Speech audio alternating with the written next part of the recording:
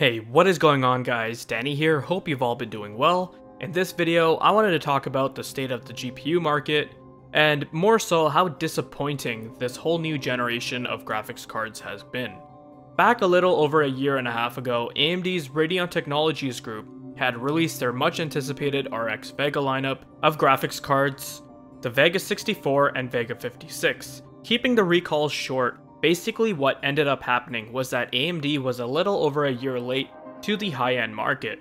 The Vega 64 was basically a little more louder and power-hungry GTX 1080, while the Vega 56 was seen as the better value card that edged out the GTX 1070 in most titles.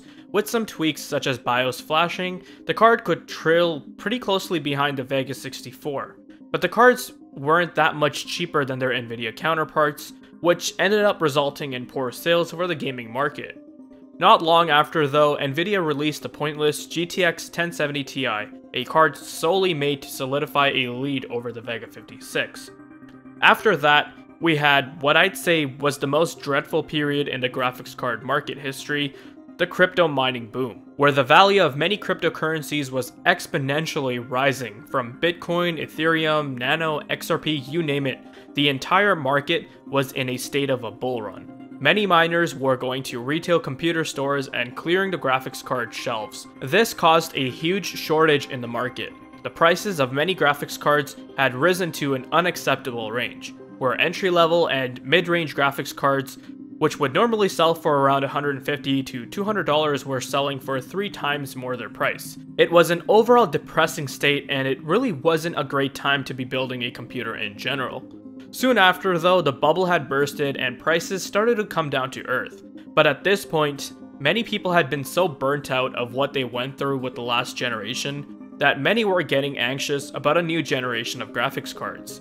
Since the end of 2017 and the first half of 2018, we had heard many rumors about Nvidia's supposedly next generation of graphics cards based on the Volta architecture. They had released the Titan V, but that card was more geared towards professionals, machine learning, and the HPC market.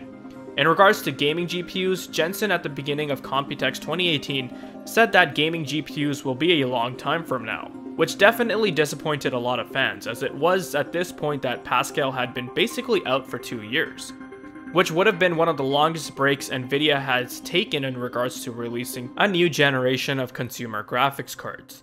AMD, on the other hand, had also been pretty quiet on the graphics side of things, whereas their CPU division was very active, delivering the Ryzen 2000 series to improve upon the already impressive Ryzen 1st generation Summit Ridge processors. At Computex, they had refreshed their Threadripper series, along with the release of a 32-core Threadripper CPU, an absolute workstation monster. Lisa had also talked about 7nm silicon being worked on and tested in their labs.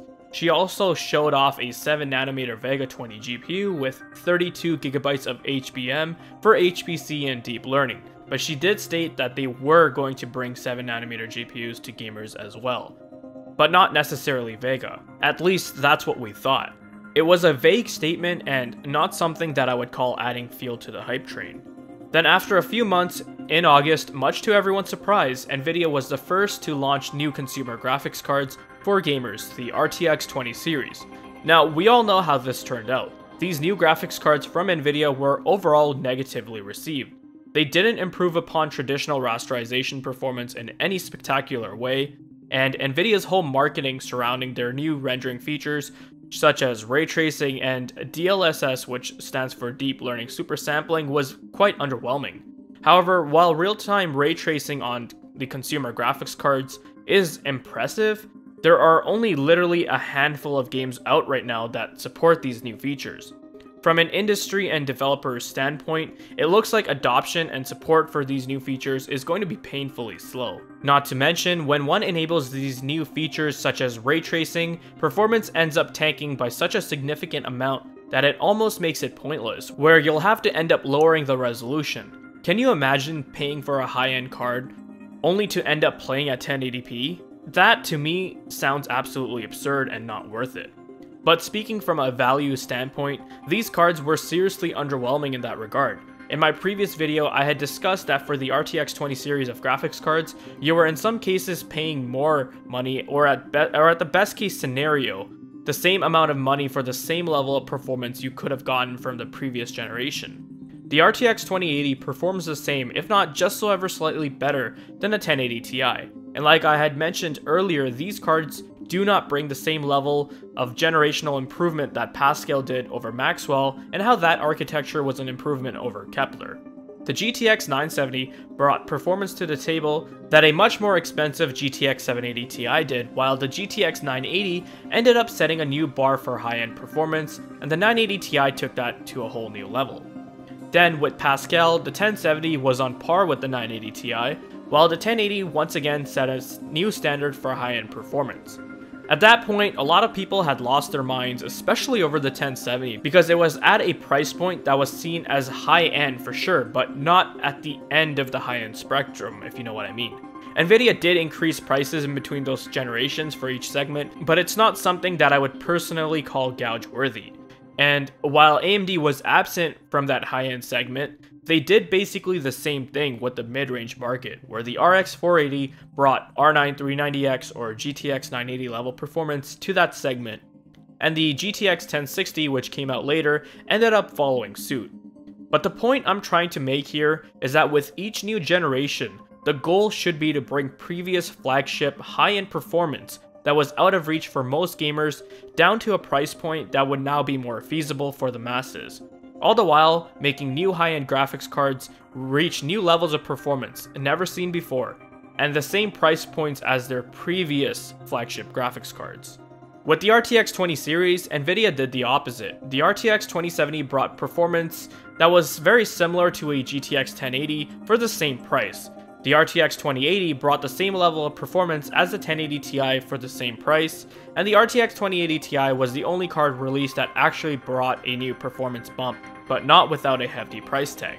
I mean seriously, the thing after taxes costs nearly 2,000 Canadian dollars. That is absolutely insane for what is quote unquote a consumer graphics card. And then once the 2060 came out at a lower price point, that, well, would be a bit more feasible. For some reason, many sites in the tech press praised it. Like seeing headlines that Nvidia's new mid-range GPU is faster than a 1070 Ti, that's amazing, really had me shaking my head. Because it costs significantly more than a GTX 1060, a whole $100 increase to the MSRP for comparison. It doesn't reliably beat a 1080, but yet it's being praised because it costs less than the other RTX cards.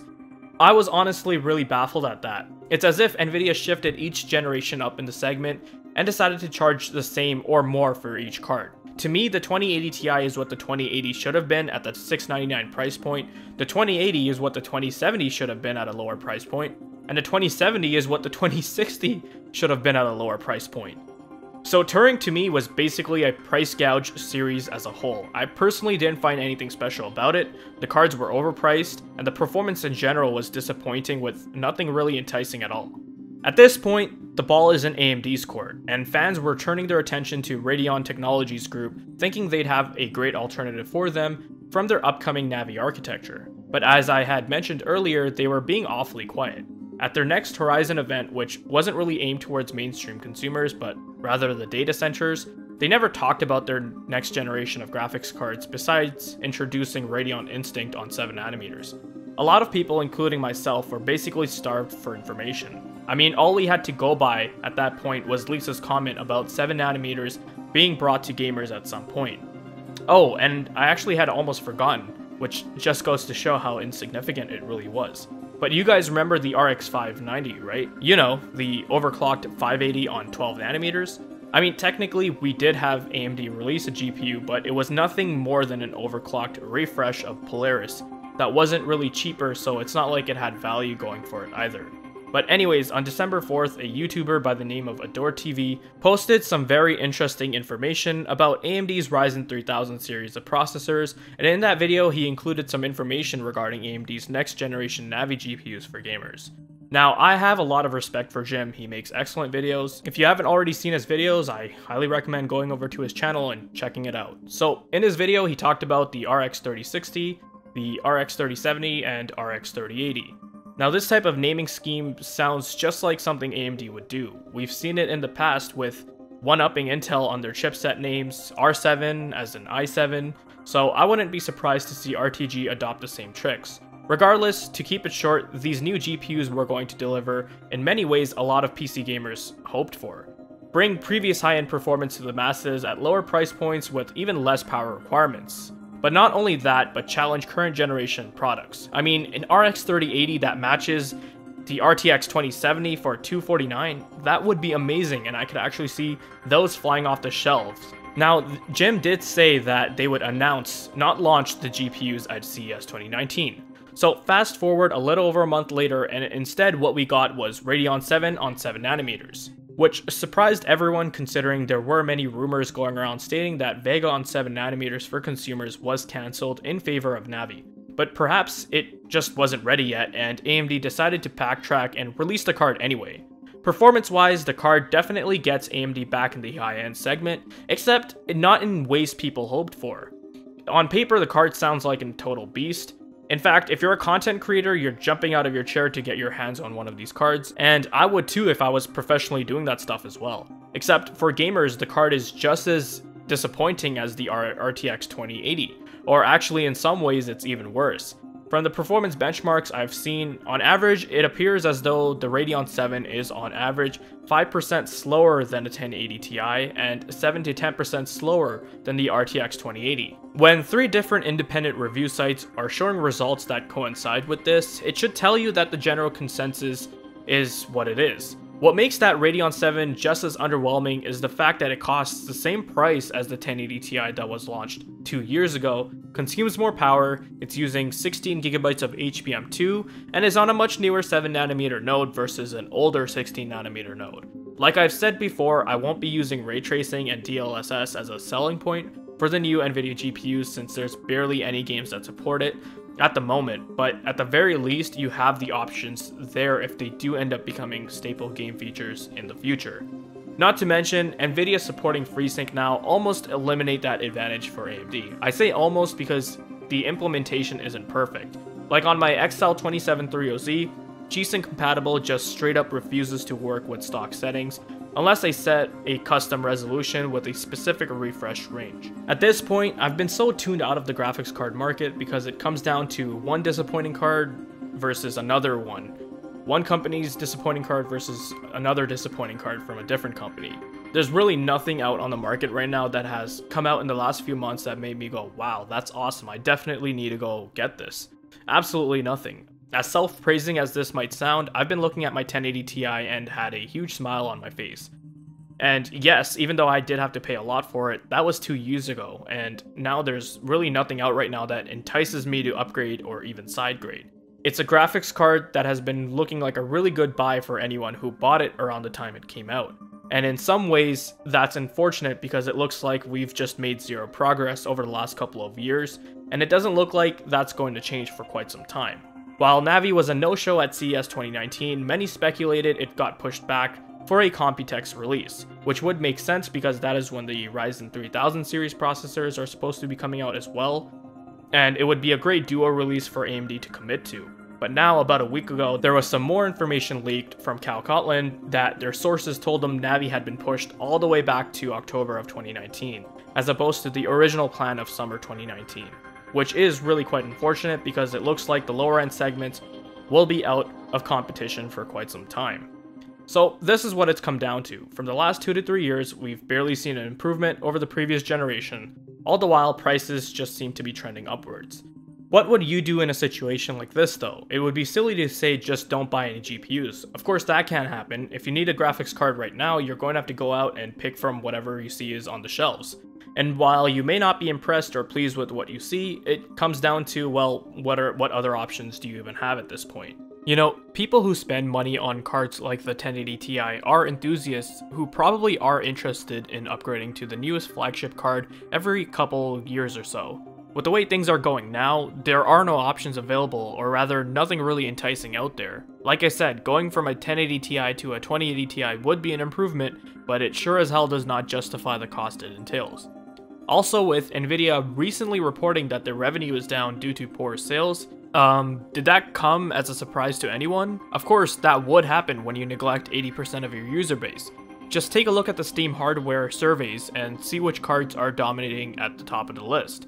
I don't consider the 2060 at its price point to be mid-range. It's not a card that is in reach for most gamers. No way, not at 350. And Nvidia does realize this, hence the release of a GTX 1660 Ti a month later. But I'm done with this one. I'm going to sit tight with my 1080 Ti and probably just ride this one out for the next year or two. Anyways, I hope you guys found this video to be interesting and informative. Leave a like if you did, leave your comments down below, check out the video description for my other videos and ways to support the channel. If you're interested in more content like this, then make sure you're subscribed. Thanks for watching, take care, and I'll see you in the next one.